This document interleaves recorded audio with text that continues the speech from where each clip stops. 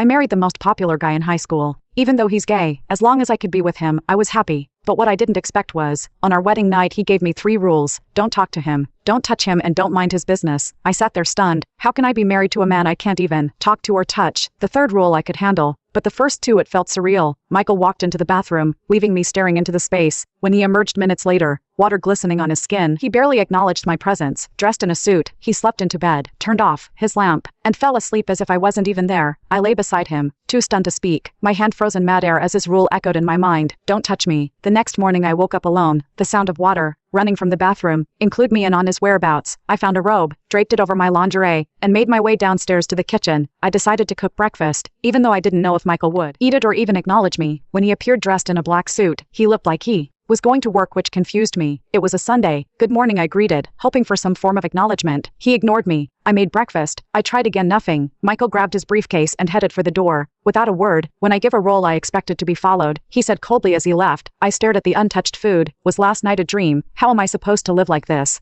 I had barely processed everything before he was gone. Days passed, and life felt like a cold routine. Michael was distant, never home when I needed him, always gone before I woke up, and never interested in anything I had to say. I tried to make sense of it, tried to convince myself that maybe things would get better. But when I finally brought up the courage to ask about his day, or offer him dinner, his response was always the same: cold indifference. I spent most of my time wandering around our oversized house, feeling like a guest in my own life. My friends were eager to hear about my married life, but how could I explain this strange arrangement? I couldn't bring myself to tell them the truth, not yet. One night I decided to confront him, well, sort of. I had promised my friends a girls' night out before the wedding, but never followed through. I wanted to make it up to them and figured I should let Michael know I was going out. That's what a wife does, right? I'm going out with my friends tonight, I announced, following him. As he made his way up the stairs, he stopped and turned his eyes into mine. I thought I made myself clear: don't talk to me. I just wanted to let you know. Do I look like I care? His words done like a slap. If you want to spend the night out, do whatever you want, but don't talk to me. I stood there holding back tears. I couldn't show him how much his words hurt. I simply nodded my boy small. I'll take that as a yes. I left the house, joining my friends at the club. We left, danced, and for a few hours, I pretended that my life wasn't falling apart. But when the night ended, reality came crashing back. When I returned home, the house was dark and silent. Michael hadn't waited for me, not that I expected him to. The next morning I woke up to an empty bed once again, wondering if things would ever change. Days blurred into weeks. I tried to adjust to the rules, to the silence, to the loneliness.